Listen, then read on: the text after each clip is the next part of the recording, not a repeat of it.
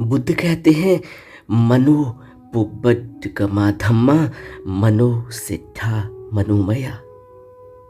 मन ही प्रधान है।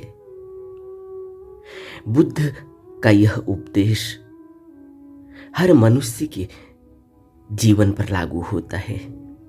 इसके लिए कोई भी किसी भी समाज से संबंध रखता हो, किसी भी देश से संबंध रखता हो, किसी भी धर्म से संबंध रखता हो, संप्रदाय से संबंध रखता हो, कोई फर्क नहीं पड़ता। यह एक ऐसा उपदेश है जो समस्त मानव जाति पर लागू होता है। मनो पुब्बड धम्मा मनो सिद्धा मनोमया। मन ही प्रधान है। यदि कोई दूषित मन से बोलता है, सोचता है, व्यवहार करता है या कर्म करता है तो दुख उसका पीछा करता है। कैसे पीछा करता है? जैसे गाड़ी खींचने वाला बैलों के पैरों के पीछे गाड़ी के पहिए करते हैं।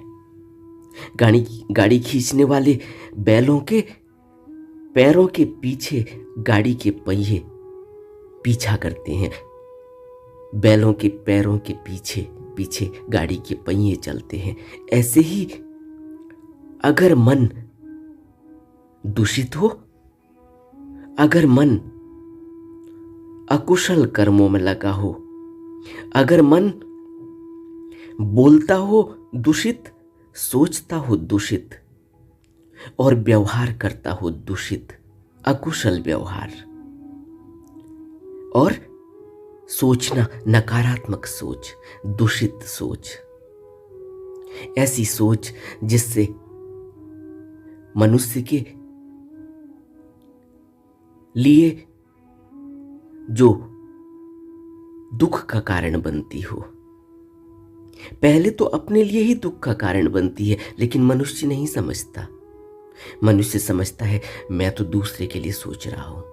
उसे यह पता नहीं कि वह जो दूसरे के लिए सोच रहा है, जो वह यह सोच रहा है कि मैंने तो तीर दूसरे को मारने के लिए बाण पर साधा है, लेकिन उसे यह पता नहीं जिस तीर को उसने दूसरे को मारने के लिए साधा है बाण पर, उस तीर का बाण की तरफ वाला हिस्सा, उसकी तरफ वाला हिस्सा वह भी नुकीला है।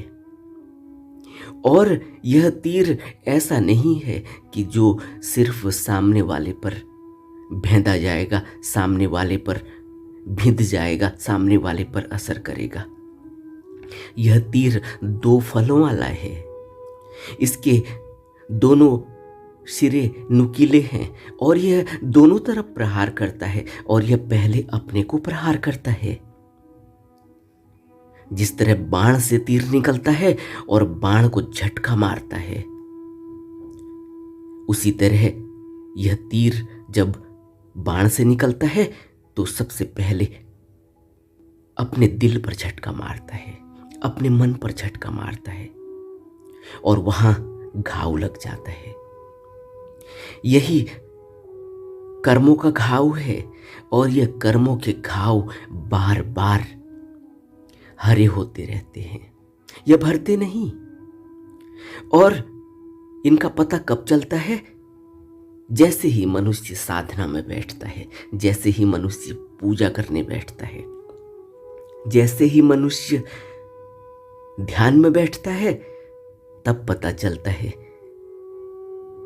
कि वह विचार जो दूसरे के लिए प्रेषित किया गया, दूसरे को भेजा गया, वह विचार जो दूसरे के लिए अकुशल, दूसरे के लिए दूषित भाव वाला था, वह खुद ही चारों तरफ घूमने लगा।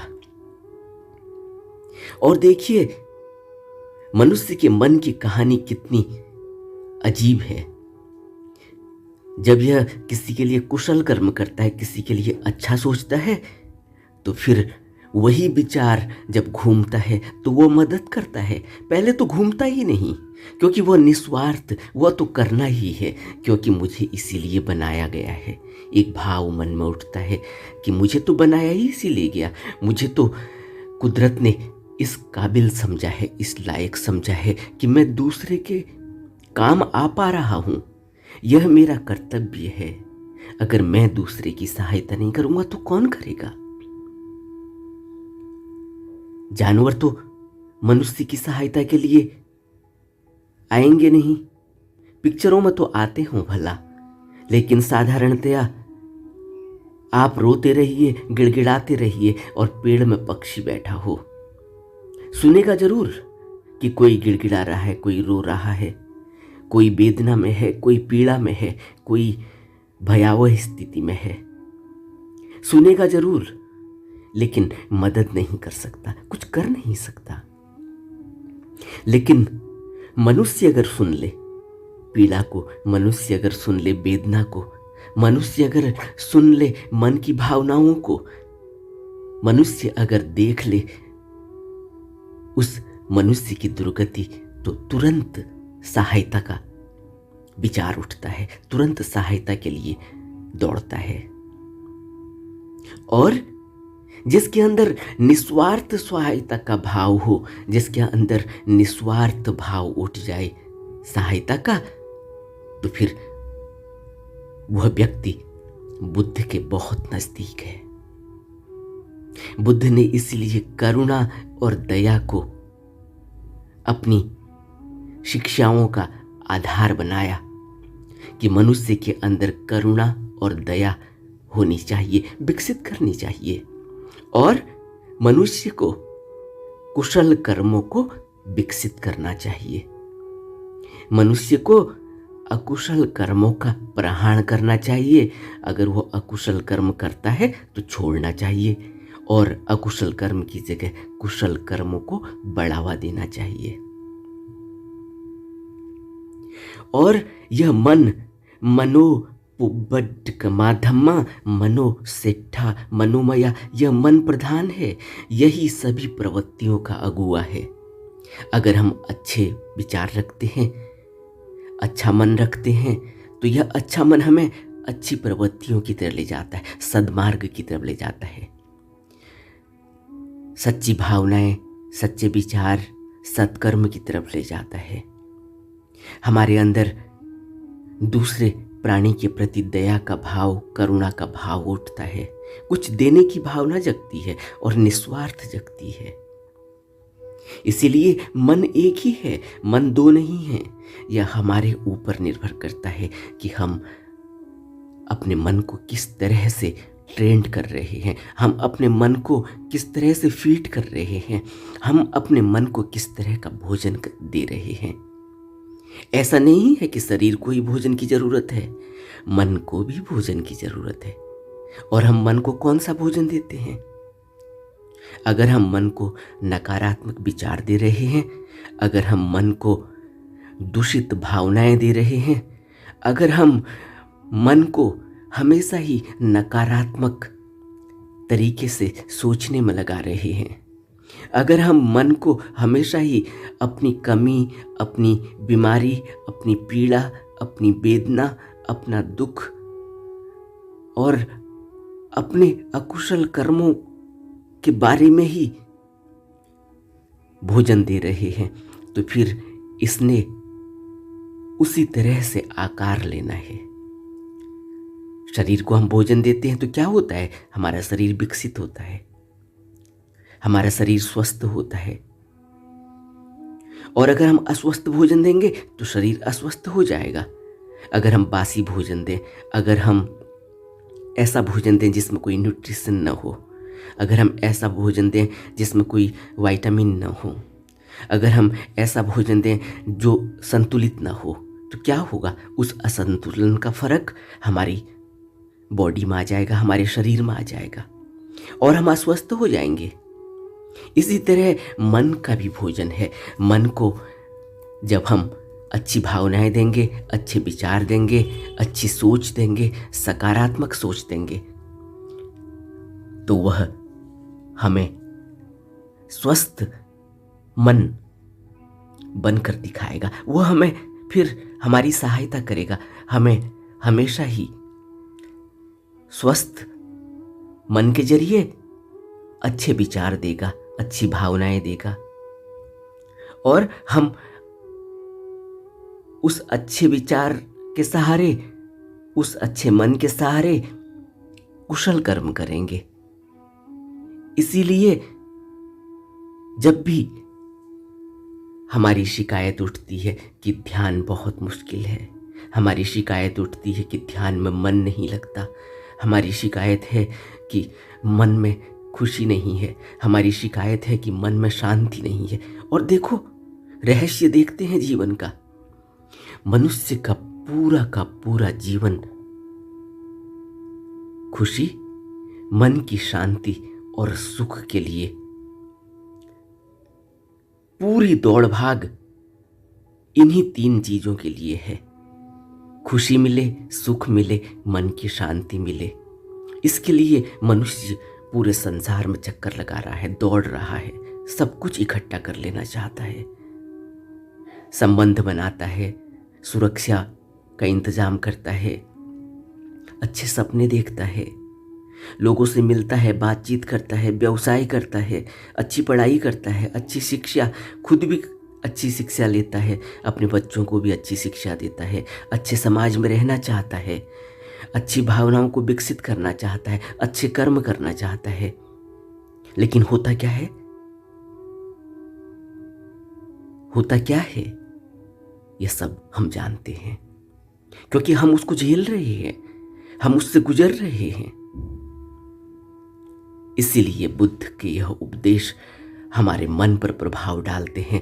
मनो पुब्बट्टिकमा धम्मा मनो सेट्ठा मनोमया।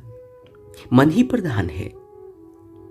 अगर हमारा मन स्वस्थ है, अगर हमारा मन स्वच्छ है, अगर हमारे विचार स्वच्छ हैं, अगर हमारे विचार निर्मल हैं, अगर हमारा मन शुद्ध है, तो क्या होगा? ऐसे ही होगा जैसे गाड़ी खींचने वाले बैलों के पैरों के पीछे गाड़ी के पहिए चलते हैं, उसी तरह से सुख, उसी तरह से समृद्धि, उसी तरह से खुशी, उसी तरह से मन की शांति हमारे पीछे पीछे चलेगी। हमें उसके लिए गिड़गिड़ाने की ज़रूरत नहीं है, हमें उसे किसी से मांगने की ज़रूरत नहीं है, हमें उसके लिए किसी साधु, किसी महात्मा, किसी पूजा गृह में, किसी चैत्यालय में, किसी मंदिर में जाने की ज़रूरत नहीं है। यह हमारे अंदर है, इसको बाहर से नहीं खोजा जा सकता, इसको बाहर से दिया नहीं जा सकता। इसीलिए बुद्ध कहते हैं कि बुद्ध तो मार्ग दिखाते हैं, करना तो तुम्हें ही पड़ेगा। और जब मन कुशल हो जाता है, जब मन स्वच्छ हो जाता है, जब मन शुद्ध हो जाता है, कैसे होता है? उसके लिए बुद्ध ने शील के नियम दिए, उसके लिए बुद्ध ने ध्यान की विधि दी। कौन सी ध्यान की विधि दी? आर्य अष्टांगिक मार्ग, जिसको 8 फोल्ड पाथ कहते हैं, 8 फोल्ड मेडिटेशन कहते हैं, अष्टांगिक मार्ग। और उस अष्टांगिक मार्ग में शील एक भाग है। उस शील के नियमों का पालन करना होता है, अनुशासन में रहना होता है, और ध्यान को पूरा वक्त देना होता है। अपने मन पर नजर रखनी होती है, 24 घंटे नजर रखनी होती है। और जब हम 24 घंटे नजर रखेंगे तो क्या होगा? फिर वही होगा जो बुद्ध ने कहा है कि जिस तरह से गाड़ी खींचने वाले बैलों के पैरों के पीछे गाड़ी के पहिए चलते हैं, उसी तरह से सुख हमारे पीछे चलेगा, उसी तरह से खुशी, उमंग, मुदिता हमारे पीछे चलेगी, उसी तरह से समृद्धि और मन की शांति हमारे पीछे पीछे चलेगी। ऐसे ही जैसे परछाई, जैसे मनुष्य की छाया मनुष्य का पीछा करती है, मनुष्य के साथ साथ चलती है, उसी तरह से सुख, पीछे पीछे चलेगा।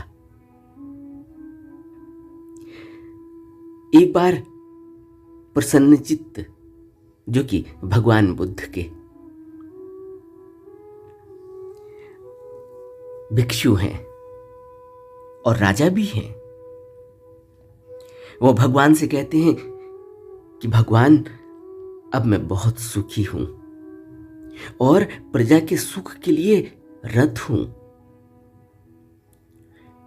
तब बुद्ध ने उनसे कहा, प्रसन्नजीत से कहा कि प्रसन्नजीत, आरोग्य परम लाभा, संतुष्टि परमम धनम, विश्वास परमायाति, निब्बानम परमम सुखम। जब प्रसन्नजीत बोले, भगवान अब मैं बहुत सुखी हूं और प्रजा के सुख के लिए रत हूं, तब बुद्ध ने प्रसन्नजीत से कहा, आरोग्य परमम लाभा, आरोग्य परम लाभा, संतुष्टि परमम धनम।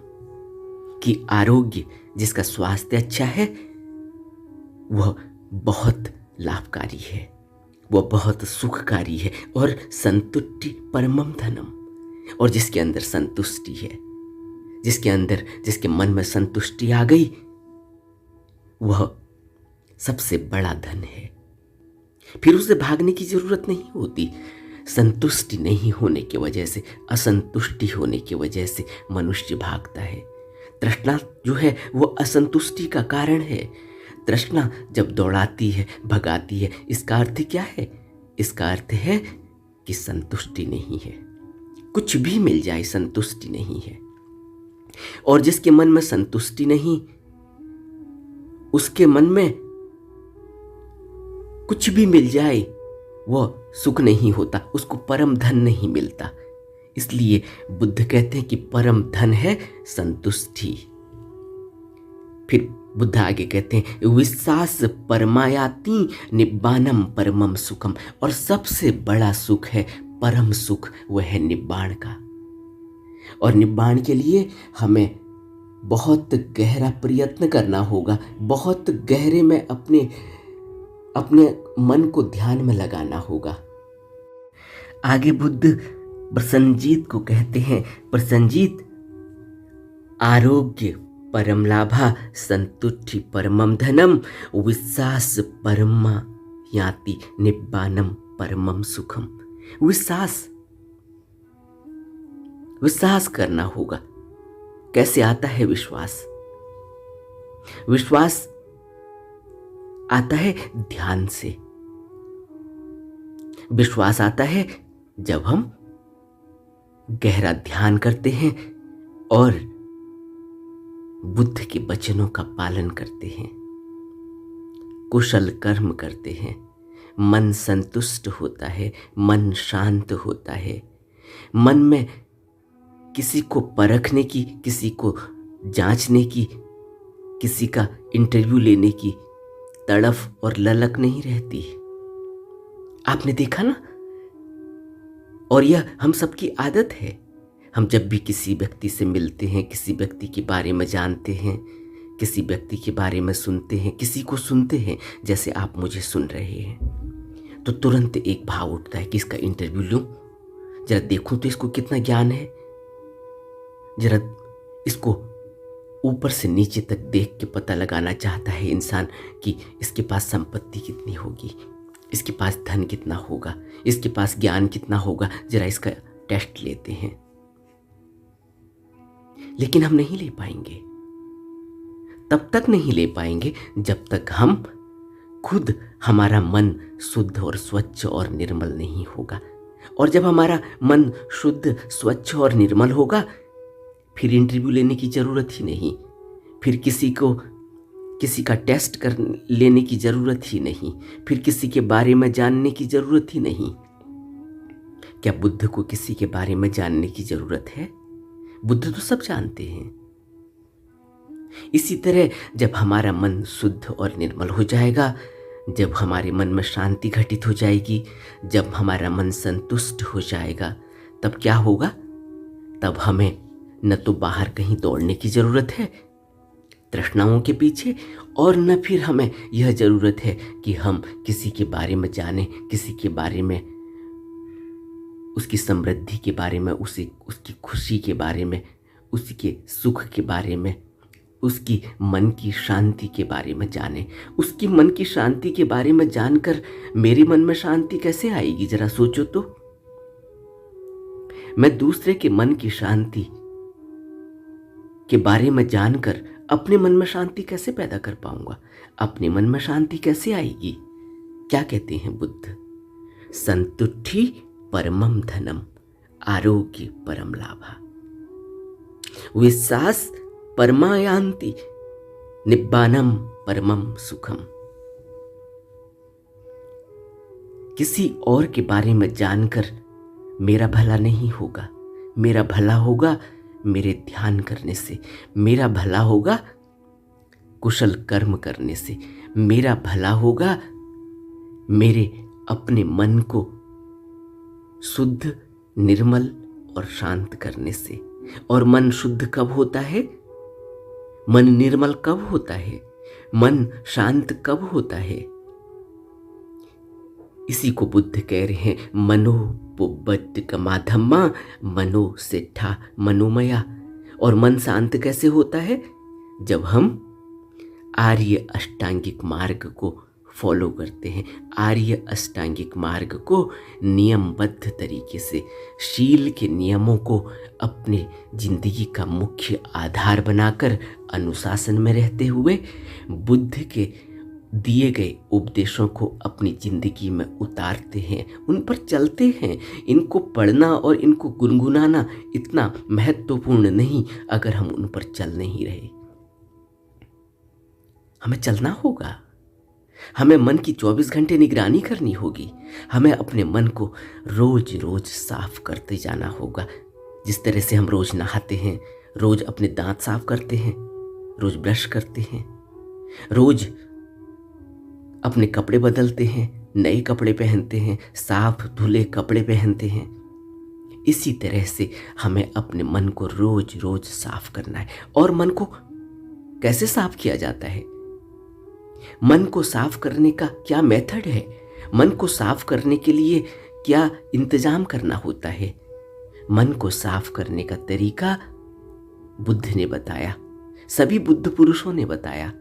ध्यान के जरिए मन साफ होता है, ध्यान के जरिए मन निर्मल होता है, ध्यान के जरिए मन शुद्ध होता है, और ध्यान के जरिए ही परम संतुष्टि पैदा होती है, संतुष्टि पैदा होती है।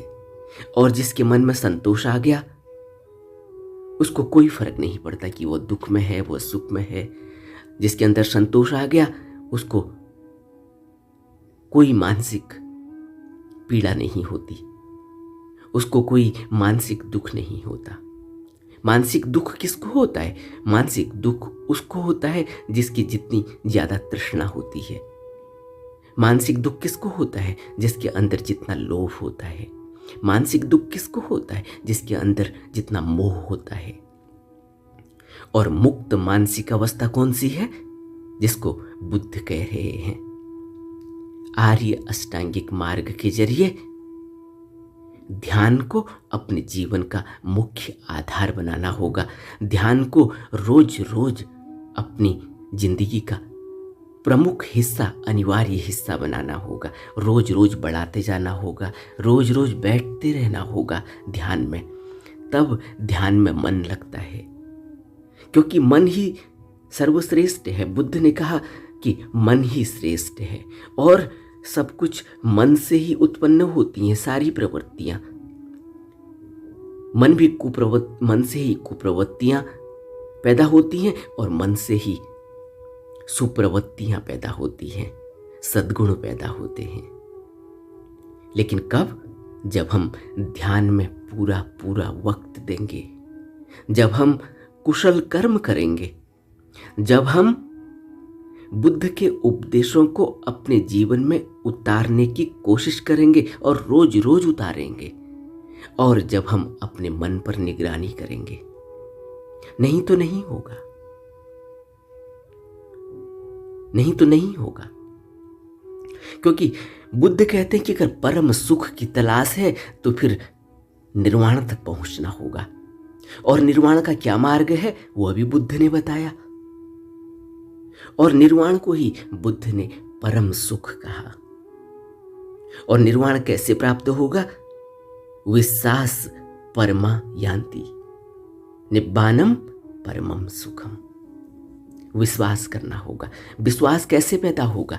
विश्वास भी पैदा होगा जो बुद्ध ने सबसे पहले कालामों को उपदेश करते हुए कहा था कि जो मैं कह रहा हूं उसको सच मत मान लेना, वह तुम्हारा अनुभव होना चाहिए। वह मेरी बात जरूर है, लेकिन उस बात को ऐसे ही मत मान लेना। उस बात पर अभ्यास करना, उस बात को गहरे में मनन करना, उसको अपनी जिंदगी में उतारना। और जब यह लगे कि अब मुझे अनुभव हुआ, तब उस बात को मानना। यही हमें भी अपने जीवन में विश्वास पैदा करना होगा। ऐसे ही विश्वास नहीं आएगा। विश्वास आएगा जब हम बुद्ध के उपदेशों को अपने जीवन में उतारेंगे, हमारे अनुभव में आएगा। हमारे अनुभव में आएगा तब हम सीना तान कर कह सकते हैं, सीना ठोक कर कह सकते हैं। क्या? सीना ठोक कर कह सकते हैं कि मेरे मन को शांति मिली, मेरे मन में शुद्धता आई, मेरे मन में निर्मलता आई, मेरे मन में किसी के प्रति अब कोई रोष नहीं, मेरे मन में अब किसी के प्रति कोई क्रोध नहीं, मेरे मन में अब किसी के प्रति कोई नफरत नहीं, मेरे मन में अब किसी व्यक्ति के प्रति कोई भेद नहीं। मेरे लिए सब बराबर हैं, मेरे लिए सभी मनुष्य हैं और सब मनुष्य एक जैसे ही हैं। मैं किसी समाज का पक्षपाती नहीं, किसी समाज का विरोधी नहीं, मैं किसी संप्रदाय का विरोधी नहीं, मैं किसी संप्रदाय का पक्षपाती नहीं। मेरे लिए सब मनुष्य हैं, मेरे लिए सब बराबर हैं, मेरे लिए सभी प्राणी एक जैसे हैं। ये कब आएगा? इतना विश्वास तब मनुष्य के अंदर उतरता है, इतना भरोसा तब उसके अंदर उतरता है, इतनी शांति, इतनी शुद्धता मन के अंदर तब पैदा होती है जब वह बुद्ध के उपदेशों को अपने जीवन में उतारता है। तो हमें भी चाहिए कि हम बुद्ध के उपदेशों को, सभी बुद्ध पुरुषों के, बुद्ध का मतलब गौतम बुद्ध ही नहीं है, बुद्ध का अर्थ है सभी बुद्ध पुरुषों को। जिस भी बुद्ध पुरुष को हम अपना सब कुछ मानते हैं, जिस भी बुद्ध पुरुष के आगे हम अपने को झुकाते हैं, नतमस्तक करते हैं, उनके उपदेशों को अपने जीवन में उतारें। जब जीवन में उपदेश उतरने लगेंगे, मन में शांति आने लगेगी। मन में शांति तभी आएगी जब मन निर्मल होगा, जब मन स्वच्छ होगा, जब मन शुद्ध होगा। अगर अभी भी अशांति है, अभी अगर असंतोष है, अभी अगर विश्वास नहीं है, अभी अगर मन में दूषित भावनाएं, दूषित विचार हैं, तो समझना चाहिए कि अभी मेरा ध्यान कच्चा है। अभी यह समझना चाहिए कि अभी मेरी प्रैक्टिस बहुत कमजोर है। हमें बुद्ध के उपदेशों को अपने जीवन में रोज रोज उतारने की कोशिश करनी चाहिए। ज़्यादा से ज़्यादा ध्यान करके ही होगा, बिना ध्यान के नहीं होगा। अगर कोई सोचे कि सिर्फ पढ़ के, सिर्फ गुनगुना के, सिर्फ वंदना और पूजा करके वह यह पा लेगा, नहीं पा सकता। यह मैं नहीं कह रहा हूं, यह बुद्ध कह रहे हैं। बुद्ध ने जो कहा कि अगर निर्वाण पाना है, परम सुख तभी मिलेगा जब निर्वाण उपलब्ध होगा। और हम सबकी तलाश क्या है? हम सबकी तलाश है सुख। हम सब की तलाश है मन की शांति। हम सब की तलाश है खुशी, एक ऐसी खुशी जो हमेशा रहे, परम खुशी, परम सुख। और बुद्ध क्या कहते हैं? निब्बानम परमम सुखम। और निब्बान तक पहुंचने के लिए हमें ध्यान करना होगा, उपदेशों को अपने जीवन में उतारना होगा। तो ध्यान ही मुख्य है और ध्यान के लिए वक्त देना होगा। अब हम वक्त कहाँ देते हैं यह हमारे ऊपर निर्भर करता है। यह हम जानते हैं कि हम कितना वक्त दे रहे हैं। नमो बुद्धाय।